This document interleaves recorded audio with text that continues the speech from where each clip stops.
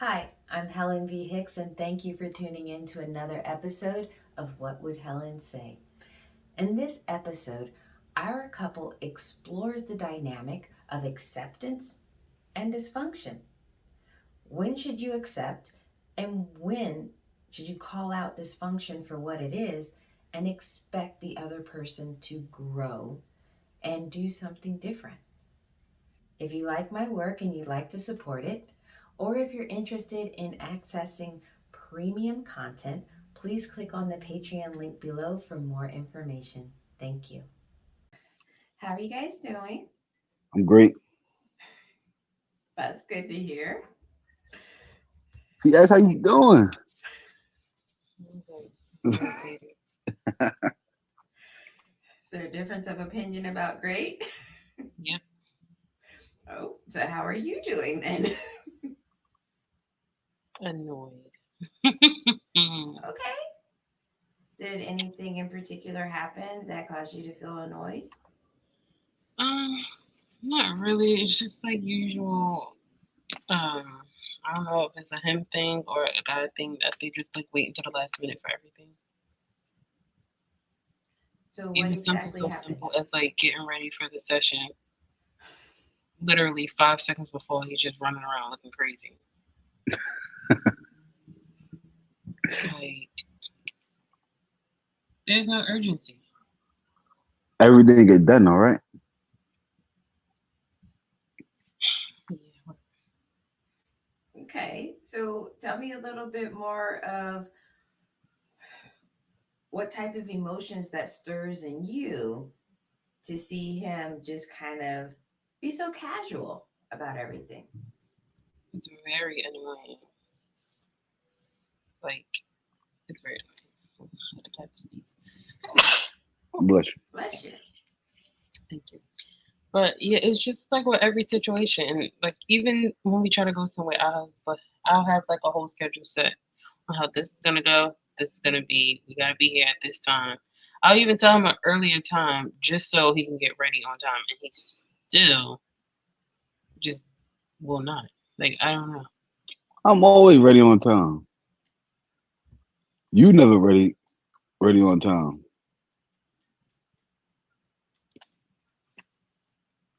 I'm joking. Okay, but tell me a little bit more. Like, what does that mean to you when you feel like you're juggling all these things and you're putting in so much effort and energy to kind of be on time and to make this schedule?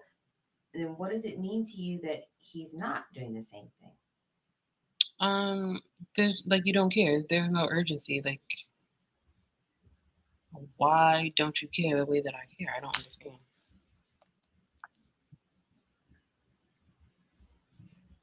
Okay. So I'm taking that to you, you're interpreting it as a sign that he doesn't care about the plans, he doesn't care about whatever you guys are trying to do, that sort of thing. Yeah, about the plans really. Okay.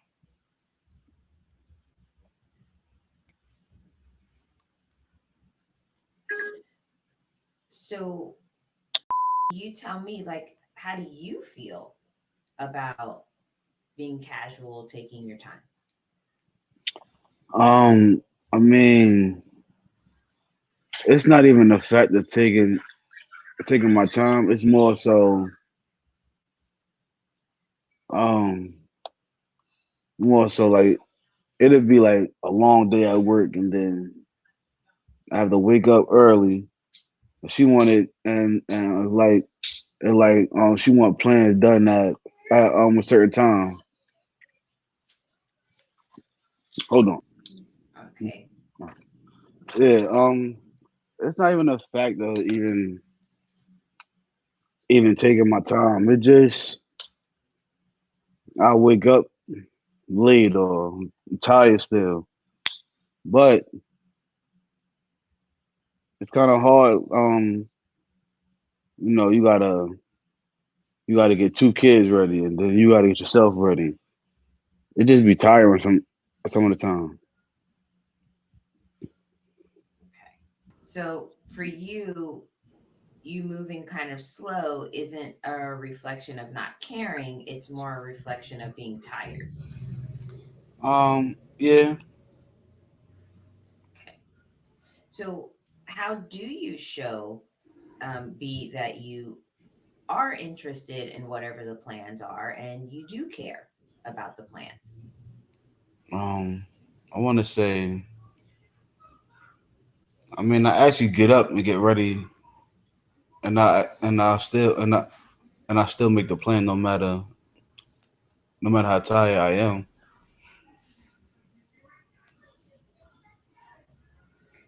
So, from your perspective, by getting up and making the effort and getting there, that's you showing that you do care. Yeah. Okay.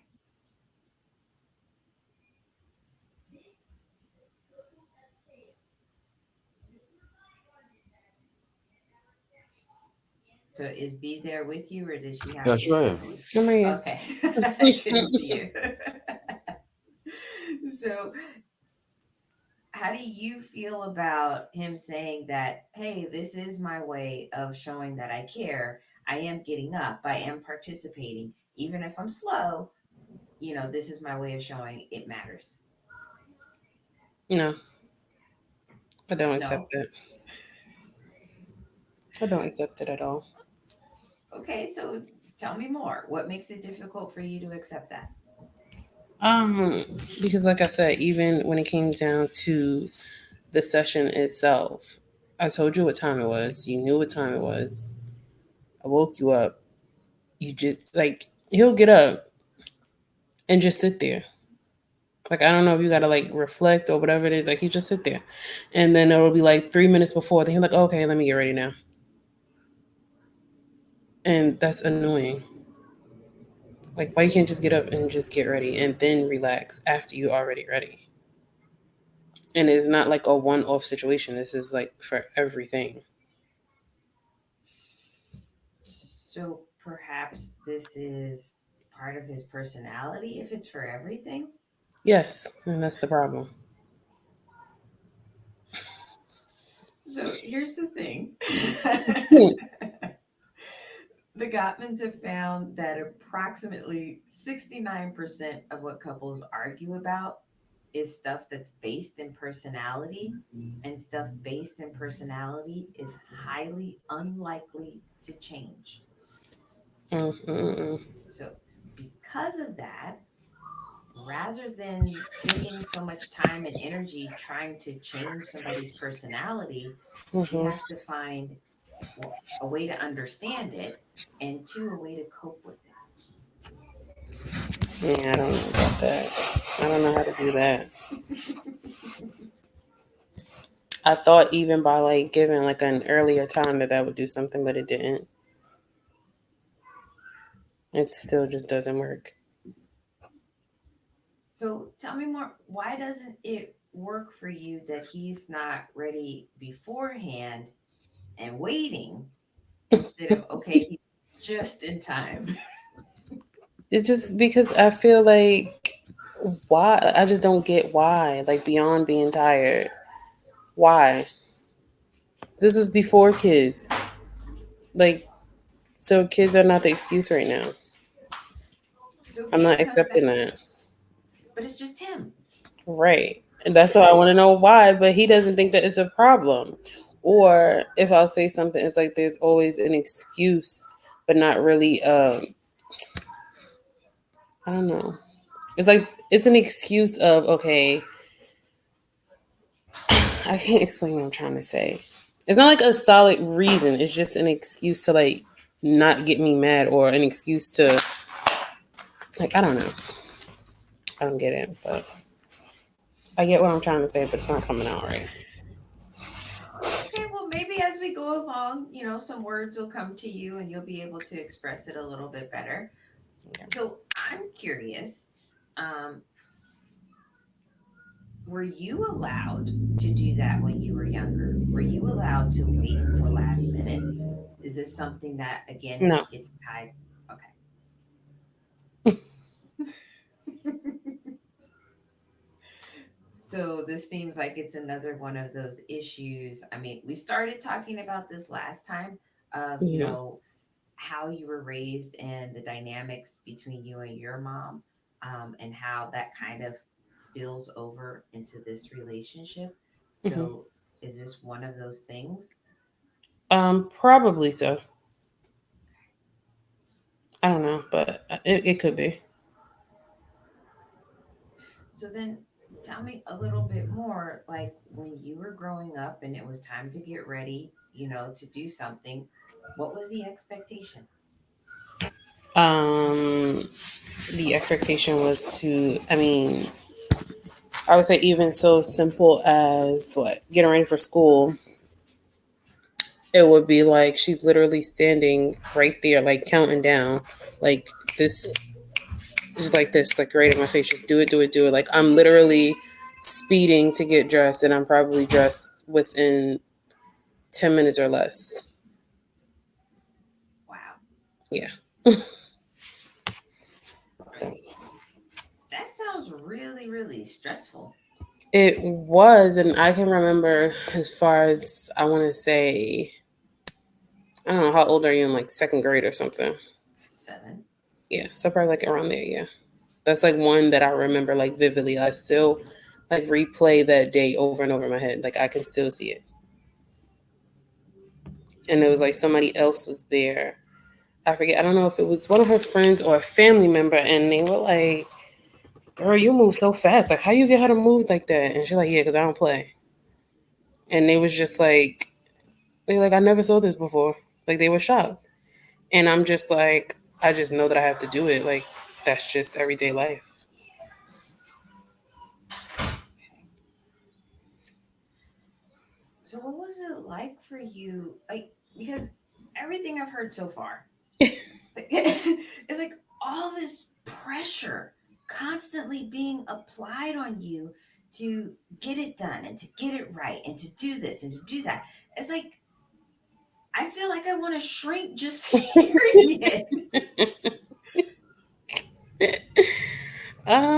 It was difficult, especially I felt like I was living a double life because I couldn't, be around, I couldn't go outside of the house and have those types of behaviors. So it's like I would always try to hide it and, just try to be like normal, I guess, like around everyone else. But it's hard to be normal when you have these things playing over in your head. But it's like you still got to block it out at the same time. And then, like, I don't know, it's like two different people.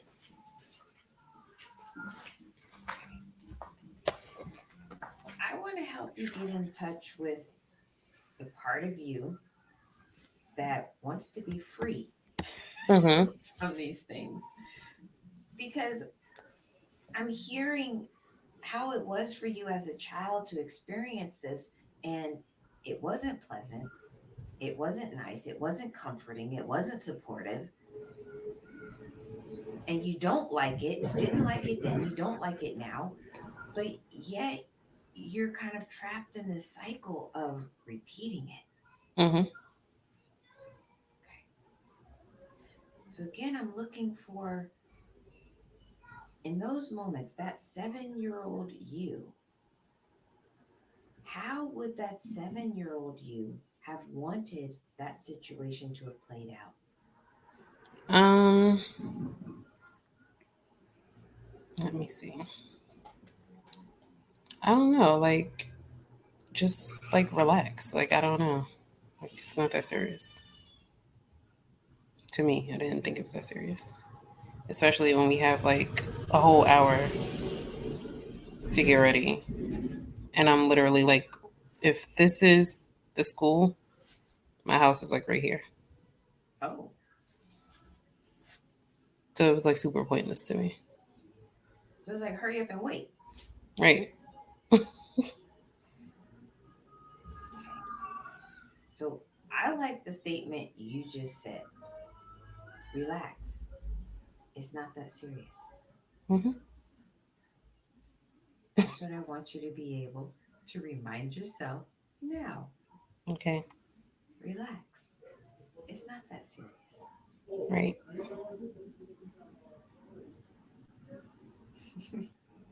Relax. No, it don't sound right when you say it. It sound better when I say it. She's like, that is my statement, not yours. So, okay. So that's a start because, again, if this is how he is, this is how he's always been. It's Mhm. most likely how he's always going to be. And you trying to fight against it is only going to frustrate both of you. Right. And at the end of the day, it's not worth it. Yeah. Okay. Okay. So I know there's going to be an ongoing work in progress. Right. But I'm curious now that we started it last time, we've kind of started getting into it. What are other ways that you feel those relationship dynamics with your mom are negatively affecting this relationship? Um. Wait. What do you mean? I'm sorry. Well, because at the end of our last session, because last session we were talking about the history, how you guys got together, how your relationship has progressed, and towards the end of that session, you were talking about how the relationship with your mom has had negative effects in this relationship. Yeah. So I was just curious as to were there specific examples that you had? For sure, I know that that is one of them. Like what we were just talking about. Um.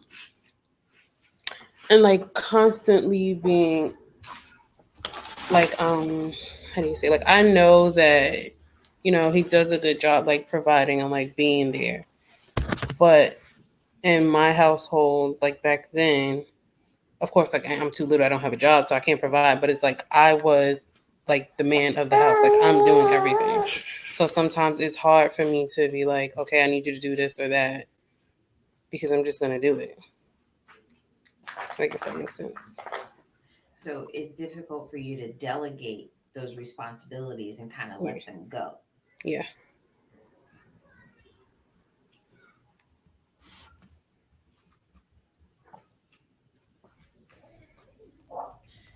So again, based on what I know so far, and correct me if I'm wrong because I do not have a crystal ball. I'm just trying to put pieces together. But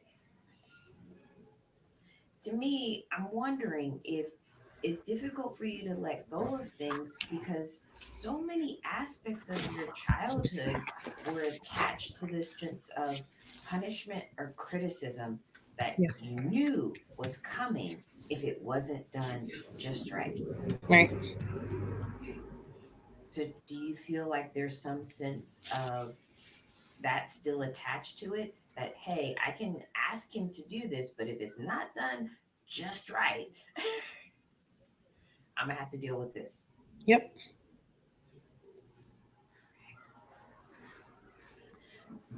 Deal So, with that and a lot more. okay, so let me hear what else from you. Oh man, the names, the yelling, all of that. It just, I, like I said previously, she go from 0 to 100. There's no 0 to 25, the 50. No, it's just from 0 to 100. So I want to say, if she aggravated or she don't like the way something came out, it's straight 100.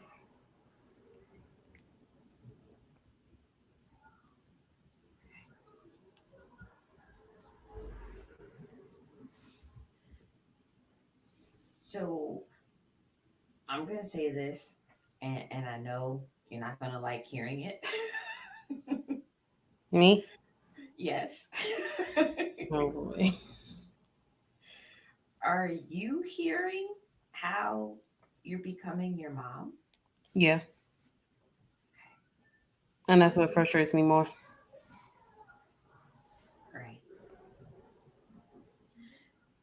So we have to stop this cycle. And let me kind of explain a little bit more of the cycle I'm actually referring to.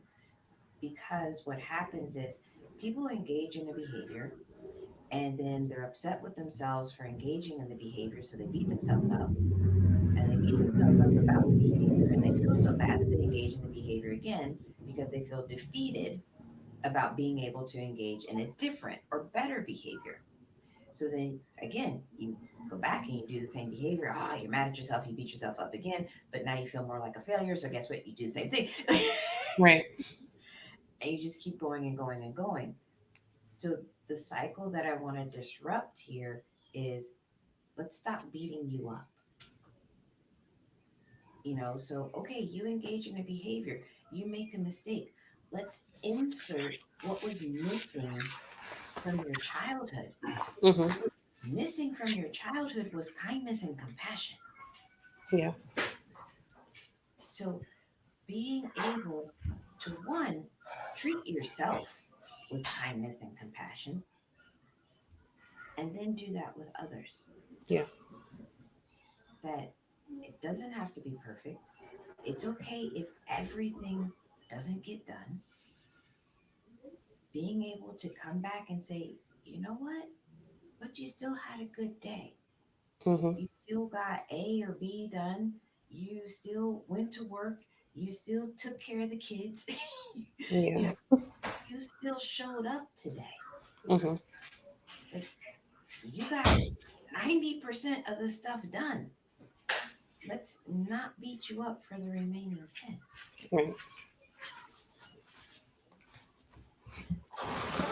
So how do you think you could implement treating yourself with kindness and compassion? That I honestly don't know. That's what I'm trying to figure out. I don't know like how to do that. Got you. Um, a lot of the times I start with kind of how what I've already been doing with you. What do you think you would have wanted to have happened in that moment when you experienced it? And then being able to engage in that way. Um, that may not be the final thing that you decide that you want to do, you need to do, or whatever, but it becomes a starting place. Mm-hmm. I mean, it just opens up a world of other options. So even kind of taking that into consideration, when you were younger, you were told to do a task by your mom, and if the task wasn't completed to her satisfaction, what would have been nice for her to have said? To tell me or for like okay, for her to tell me in that time, you saying? Yeah, if you didn't complete a task to her satisfaction, what would have been a better way for your mom to have addressed that situation instead of criticizing, name calling, or whatever else? Um I guess to ask me like why or what what can she do to help, or for starters, for some things like do I even know how to do it before like telling me to do it. Okay, like that's a big thing. Yeah. It's like for certain things like she would already expect me to just know how to do it, and I really just did not. So Mm. So another reason why you often rely on yourself because you've been forced to rely on yourself. hmm I say that all the time, like even when it came down to school or if it comes down to a job, like I always tell people like I teach myself because that's just what I do.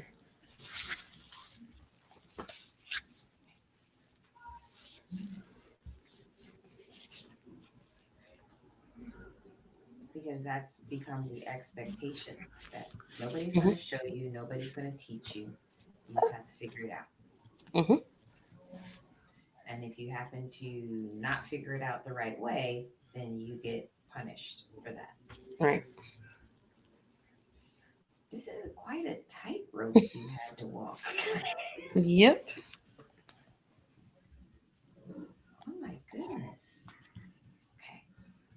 So thinking in terms of what I think is an option, of how you could try to do some of these things differently. Um, and I think I've shared before, I have sons. Um, so the first thing that I do is, hey, let me show you how to do this. And I fully accept. I had to accept it a long time ago. Mhm. Things aren't going to get done the way I would do them myself. Right. And so, knowing that, I just had to create checklists. If Mhm. you have to clean the bathroom, that means scrub the shower, the toilet, the sink, clean the Mhm. mirror, empty the trash, refill the soap. Those are Right. the things on the list. But how it gets done, had to back off of. Right. Oh, you forgot that ring over in the corner of the tub. Mhm. I'm gonna let it go. You got, 85% of the rest of the stuff. Right. I'm gonna let it go. So that's one thing. Being able to accept, allowing other people to help means Mhm. you have to let go of it being done your way. Right. Okay. So then it's being able to instruct. Well, then how do you clean a shower? Like, well, you Mhm. take this spray and you're gonna put it here, and you're gonna rinse Yeah. this thing, and you're gonna do like this, Right. and going through the steps. And Mhm. then afterwards, just being able to say, all right, you try, let me see how you do it. And if I think you need a little bit more instruction, then all right, well, here, try it this way, do it like this. You almost got it. So it's a Mhm. combination of being able to tell people what you see they're doing right and then add to it. Can I make a suggestion? Okay. You know, how about this way? Have you tried it this way?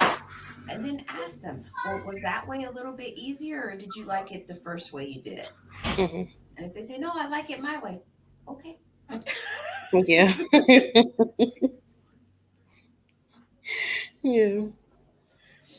So this is a part of, kindness and compassion, understanding that no, everybody doesn't know how to do things.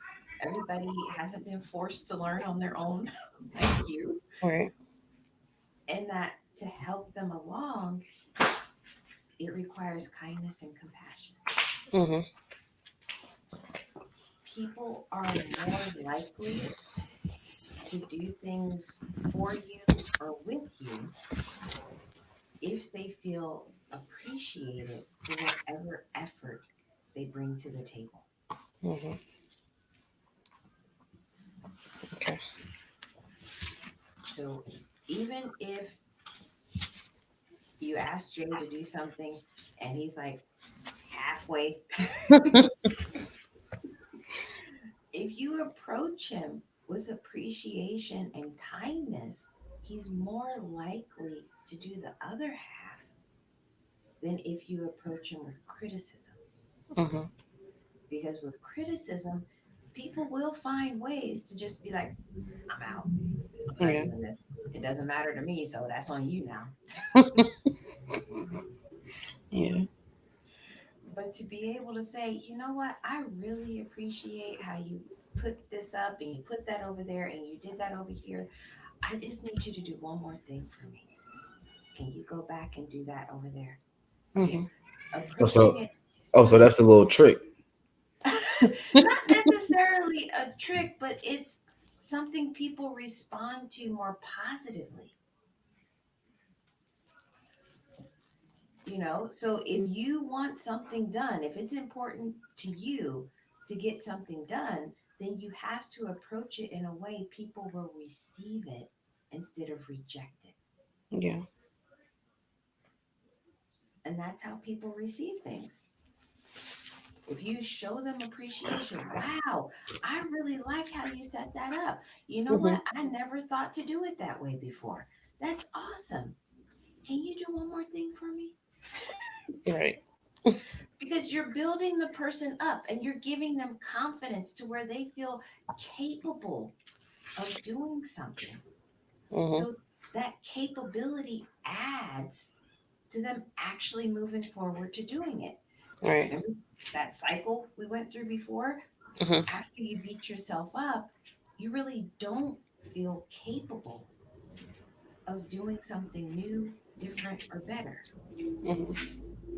So that's what hinders you from trying the next time because you don't feel capable and you're afraid of the backlash of not Right. getting it right. Right. But it's so much different when somebody approaches you and says, "Wow, I really like what you did. Mm-hmm. That was great."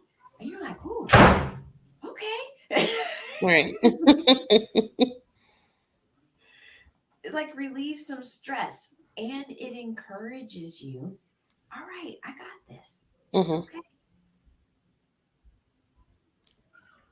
So that's what I want you to do for yourself first Yeah. and then with others. That when you start getting in that place of, oh, I didn't get this done, this done, this done, switch it. But what did you get done? Right. Okay.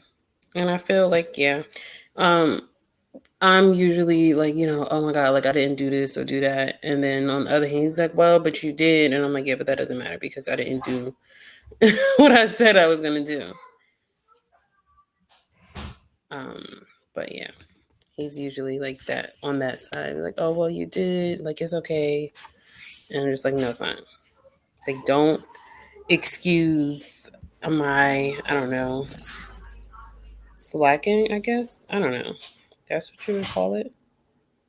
That's what your mother would call it. Yeah. Yeah, for sure. I don't get why that is so hard though. It's like so annoying. Well, it's what you were exposed to. Yeah. And the reality is, no matter how much we know things up here, when it comes time to engage in a behavior, we do what we were actually exposed to. Mhm. Your brain can tell you all the time, oh, I don't like doing it this way. I wish there was a different way. But if you weren't exposed to a different way of doing it, your brain's like, well, that's great that, Right. it could be done differently, but I don't know how. Right. So until you're really exposed to how to do it differently and you practice how, then you're stuck in that same loop because that's the how that you know. Yeah. This is a lot. It is. It is. Take it one day at a time. And this is not all or nothing. Right. Right. This is baby steps. Mhm. Okay. So, along with this, I mean, we're talking about some big dynamics today. So, I don't want you to be in that space of all of this stuff has to change, all of it has to be different. Mhm. No. Even if you just try to stay focused on, all right, at least one time this week, I'm going to and tell myself, relax, it's not that serious. Instead of being upset that he's being Yeah. Right. so you start there and then you start getting comfortable with that one time a week. All right, I'm getting a little better. So let me do it a little bit more often and then a little bit more often until you get to a point where, okay, it's not even something on your radar anymore. Okay. So same here. Relax. It's not that serious. Boy. Whatever. I don't think she's ready ready to hear it from you yet. Right.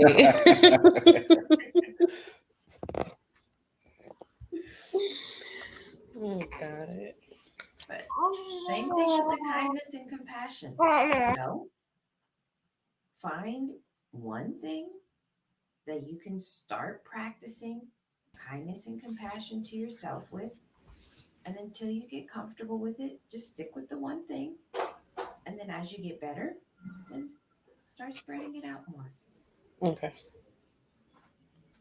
Okay. Any other big dynamics and where your You ready mom to say shows something? up? No, what else? I was about to say something. I was about to say, and think about it. It's not that serious. Relax. That's all you gotta do. Relax. See, this is why. Okay, don't get hurt. Don't get hurt. Right. Jesus. What else? Go ahead. What else? I don't know. I just had told you. Your mouth. That's all. That's my only issue really with you. My mouth. Once that comes down, we are at 100. So what is it now? 99. Oh, please.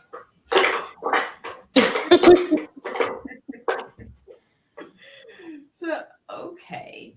So, I mean, this is something you guys brought up, I guess, the first time we met in terms of feeling that her attitude, about things is demeaning to you. But then also being able to say that she only gets an attitude because she feels dismissed and pieces of the communication and interaction aren't fully encompassing what you'd like for it to. Yeah. I think I try to approach things calmly first. But yeah, once I feel like the slightest bit of you being dismissive, then yes. Now that's a problem for me. But it's like he doesn't respond when I'm calm. He only responds when I get loud, when I get argumentative. Then it's like, oh, I don't want to argue. Or like, why are you yelling? Like, and I'm just like, okay, so you didn't just hear me 5 minutes ago. Now to my defense, right? She'll be in a whole nother room, right? So for instance, right? I'm not talking about if I'm in a different room. I'm talking about just us sitting right here. We can just be sitting right next to each other, and I'll be saying something, or I want to talk about something that bothered me, and you just like, I listen to you. Okay, so let me ask, how do you let her know you're listening? exactly how I'm looking at you right now. That's exactly what he'll do. He'll just be sitting here. And No, I'll be like, you heard me? He'll be like, I mean, yeah, well, I'm listening. no, right. I will have to ask him if he's listening. I'll ask him, did he hear me? Other than that, he will just sit there. Listen, right. I be having to wait to see if she's done because she don't like when people cut her off. So like, if she start talking and then I respond while she's still not unfinished, attitude. She be like, you cut me off. So I try to wait to see if she's actually done with her whole with the problem that she having, rather than me just jump into it. A brief pause and silence is two completely different things. Like, I don't understand. Okay. So, I will absolutely get to this today. I think I told you I'd do it before and I forgot. Send you guys handouts Yeah. for communication skills because two specific handouts really are coming to mind for me in regards to this. So, the first thing is the stress reducing conversation, which is a tool of the Gottmans. Um, and the stress reducing conversation, I like it for several different reasons. Not only have the Gottmans found that by couples being able to utilize this tool appropriately, it improves the longevity of the relationship because essentially what it helps each person feel like is, hey, I'm not in life by myself. This person is definitely not just here physically with me, but this person gets it. They understand my experience of life. Mm-hmm. They're supportive of my experience. So that's part of what the stress reducing conversation does.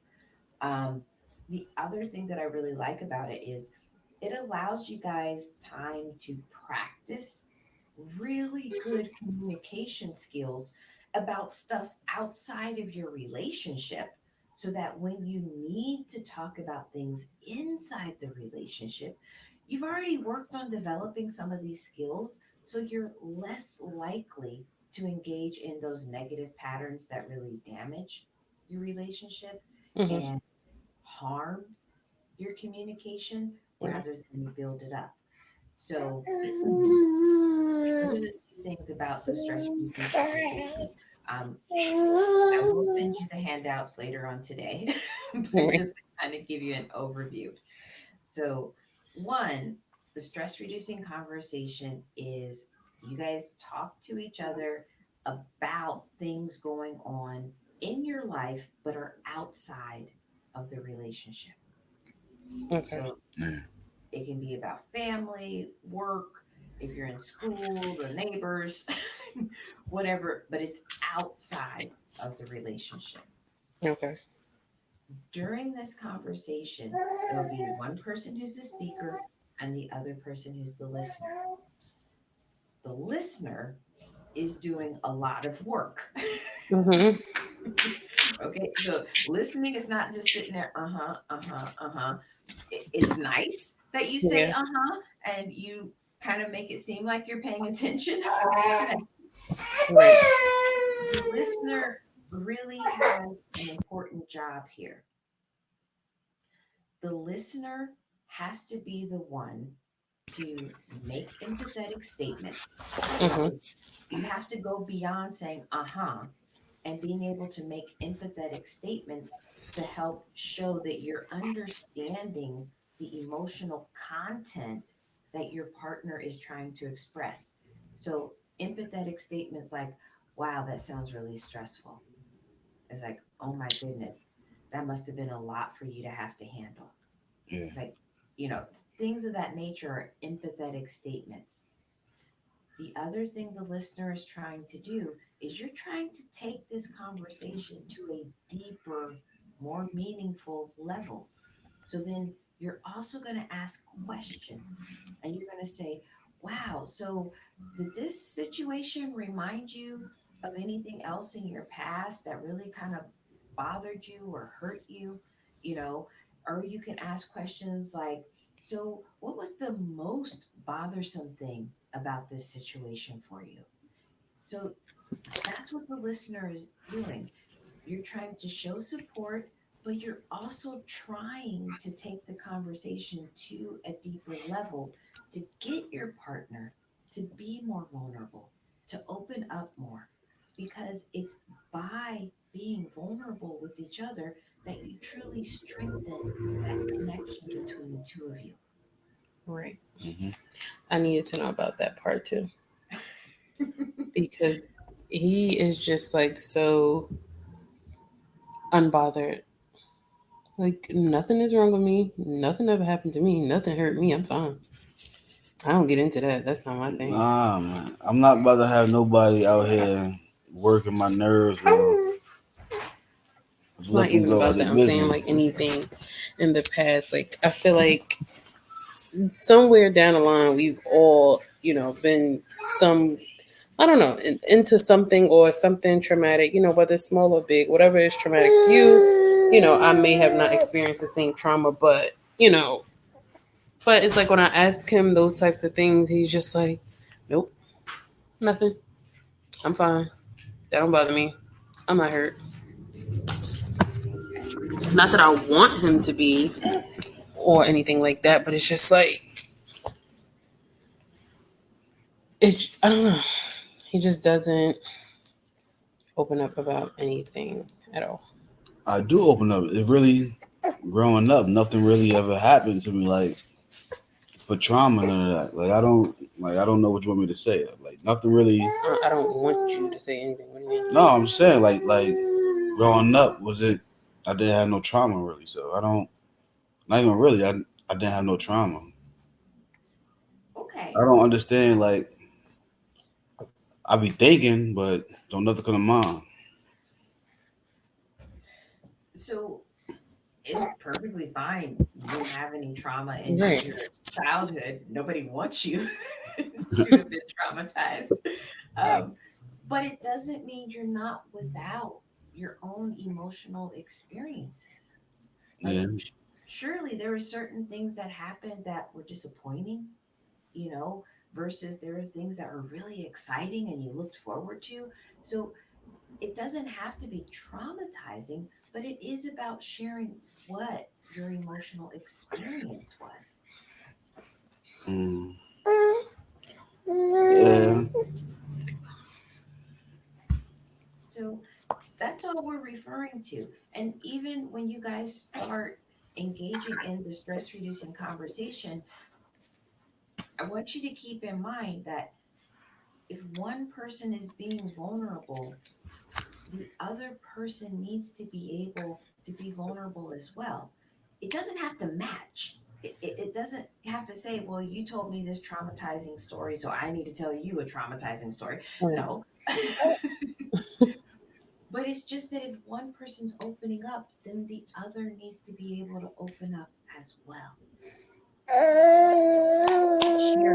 something, you know, expose a little bit of vulnerability. Right. And that goes back to why I don't share. Okay, so we're getting there. So I'm prepping you guys. I will send you the handouts today. And next time, I want us to practice the stress reducing conversation. So the other handout I'm going to send you helps with the stress reducing conversation. And it's called the 3 skills of an intimate conversation. So the first skill is it's a list of feeling words. So a lot of times people struggle to have the emotional vocabulary of Hmm. how do I describe what I'm feeling? Yeah. You know, so it's a whole list of emotion words. And I don't care if you sit there and you're like, okay, this one, that I feel this one right here. Yeah. That part is fine. You're learning to develop a new skill. So if it's not perfect, that's okay. It doesn't have to be. As you get used to doing this, start going to certain emotional words. Yeah, that one, that's the one I like.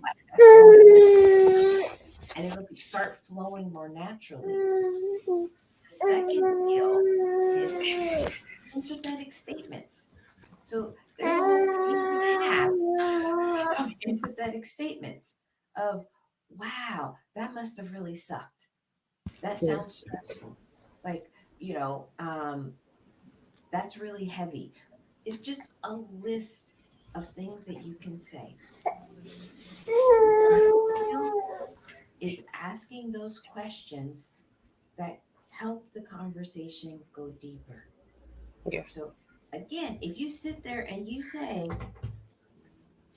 so what was the most bothersome thing to you? Like, Yeah. that is okay. Right. So, I'm going to send you guys the handouts so that way you can at least look it over and be familiar. And when we practice this next week, I'll go a little bit more in detail of what the rules are for the I'm sorry, stress reducing conversation. Okay. Rules. Okay. There are a couple of rules. We're out of time for today, but I will do it. before we start practicing next week. Okay, then. Alrighty? All right. We'll talk to you next week. Okay, you better take care. All right, bye. Bye-bye. Thanks for tuning in once again to What Would Helen Say? Please come back next week as my couple starts to practice their very first Gottman skill, the stress-reducing conversation. If you like my work and would like to support it, or if you're interested in accessing premium content, please click on the Patreon link below for more information. Thank you.